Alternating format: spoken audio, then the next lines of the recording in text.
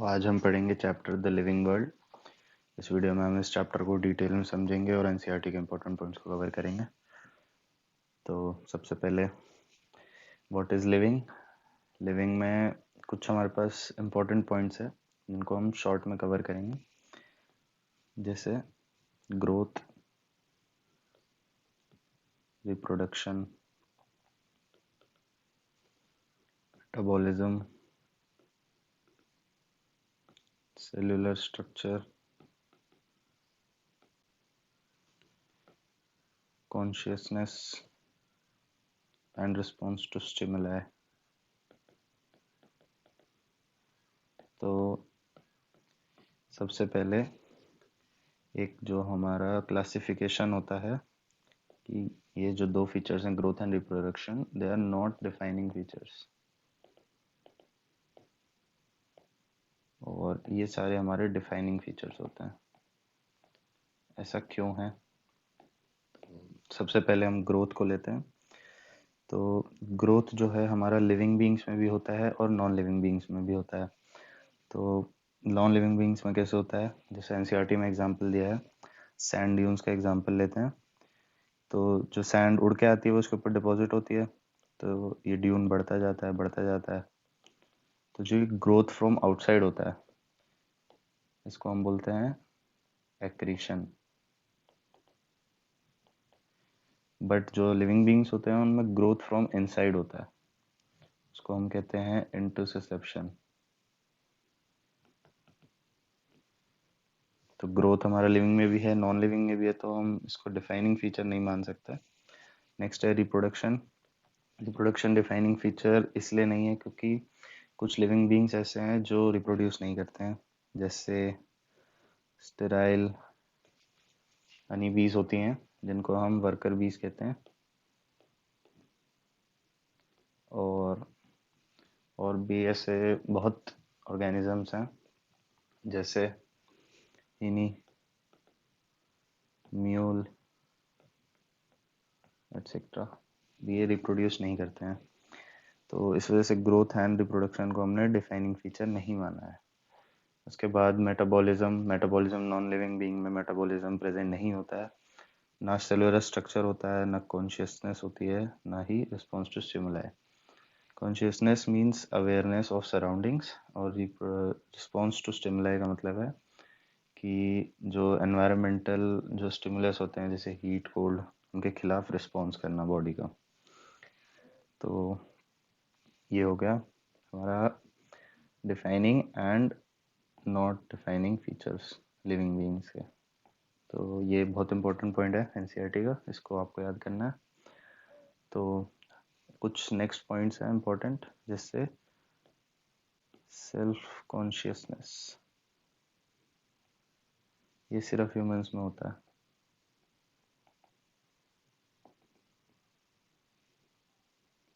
और जो unicellular organisms होते हैं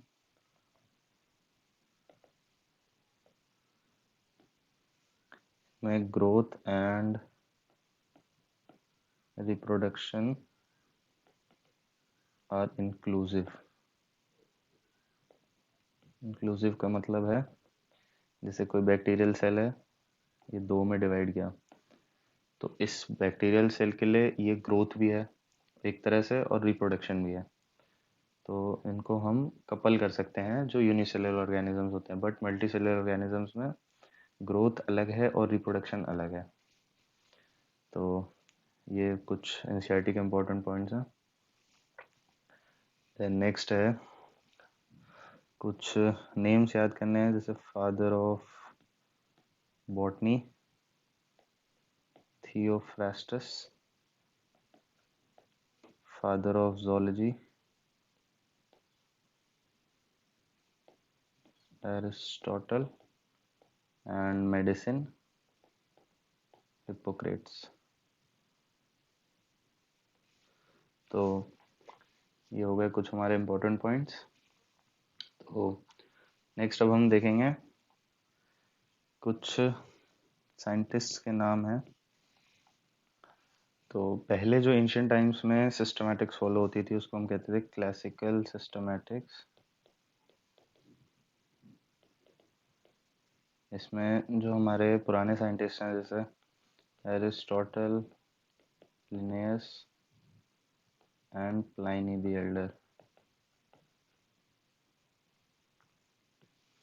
तो इसमें सिर्फ एक या दो फीचर से हम क्लासिफाई करते हैं ऑर्गेनिजम्स को, तो इसी वजह से इसको अब फॉलो नहीं करते हैं। तो नेक्स्ट है हमारा न्यू सिस्टमैटिक्स। ये जो टर्म है ये दिया था, इसको अच्छे से लिख लेते हैं, न्यू सिस्टमैटिक्स, ये दिया था जूलियन हक्सली।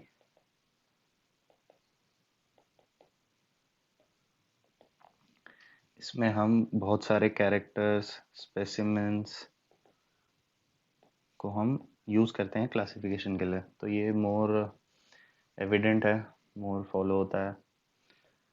और एक पॉइंट और, इसमें हम स्पीशीज़ को स्टैटिक मानते हैं और इसमें हम स्पीशीज़ को डायनामिक मानते हैं, म्यूटेबल।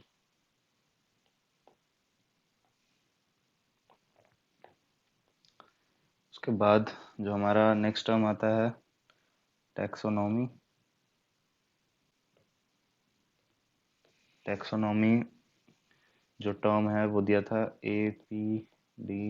कैंडोल, और फादर ऑफ टैक्सोनॉमी ये तो सबको पता है, कार्लस लीनियस।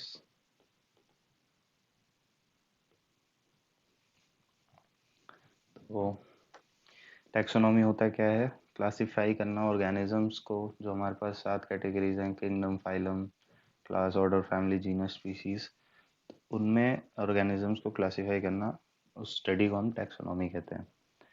तो टैक्सोनॉमी के 4 स्टेप्स होते हैं जो जिनको हमें ऑर्डर में याद करना है। सबसे पहला है कैरेक्टराइजेशन, उसके बाद आइडेंटिफिकेशन, उसके बाद क्लासिफिकेशन, उसके बाद नोमेनक्लेचर। इन चारों को ऐसे ही लाइन में याद करना है। तो सबसे पहला ये, सेकंड, थर्ड, फोर्थ, इन्हें ऐसे याद करना है। तो इसके बाद नेक्स्ट है हमारा systematics. Systematics is basically taxonomy plus study of interrelations between organisms plus phylogeny, मतलब जो एंशियंट हिस्ट्री है पूरी, उसको भी हम सिस्टमैटिक्स में इंक्लूड करते हैं पूरी। तो systematics given by Linnaeus. So next कुछ इम्पोर्टेंट साइंटिस्ट के नेम है, जैसे स्पीशीज। स्पीशीज जो वर्ड है वो दिया था जॉन रे ने, और बायोलॉजिकल कंसेप्ट ऑफ स्पीशीज ये दिया था अर्नस्ट मेयर ने। ये हमें ऐसे ही याद करना है, जो 2 साइंटिस्ट के नाम है।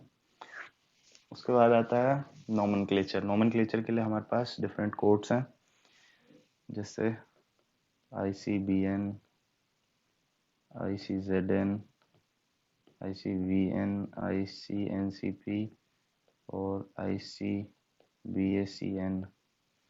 So international code of botanical nomenclature. इसमें जूलॉजिकल नोमेनक्लेचर, इसमें वायरल, इसमें international code for nomenclature of cultivated plants, और इसमें bacteria, international code for bacterial nomenclature. इसके बाद आता है हमारा जो बाइनोमियल नोमेनक्लेचर, मतलब ऑर्गेनिज्म को हम 2 नाम देते हैं, एक होता है जेनेरिक, एक होता है स्पेसिफिक। तो इसको याद करने का सिंपल तरीका है, तो जेनेरिक हमारा होता है स्टार्ट्स विद कैपिटल लेटर,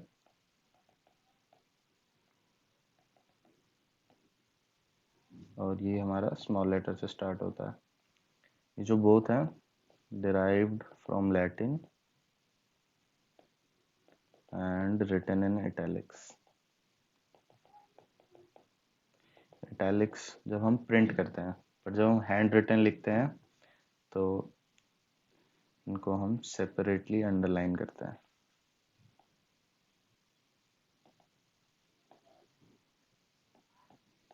और सबसे लास्ट में जो ऑथर का नाम है उसको हम रोमन में लिखते हैं और एंड में लिखते हैं। जैसे सबसे हम कॉमन एग्जांपल लेते हैं मैंजीफेरा इंडिका, इंडिका में आई स्मॉल आएगा, लिन।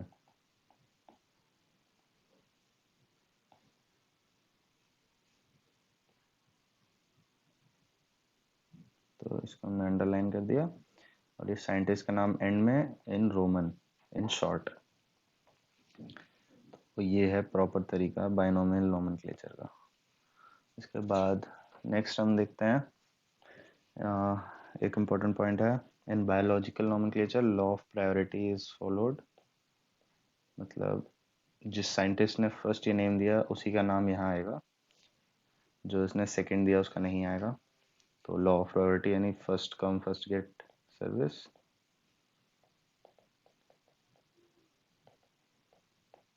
एंड एक इम्पोर्टेंट पॉइंट है, name of family is based upon type genus.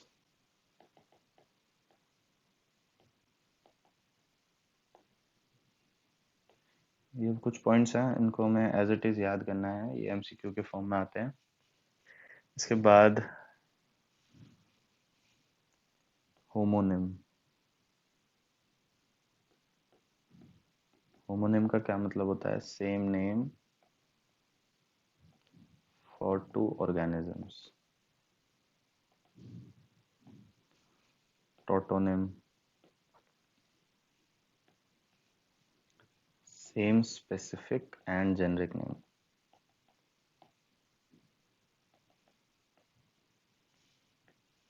And next है हमारा ऑटोनिम, सेम स्पेसिफिक एंड सब स्पेसिफिक नेम।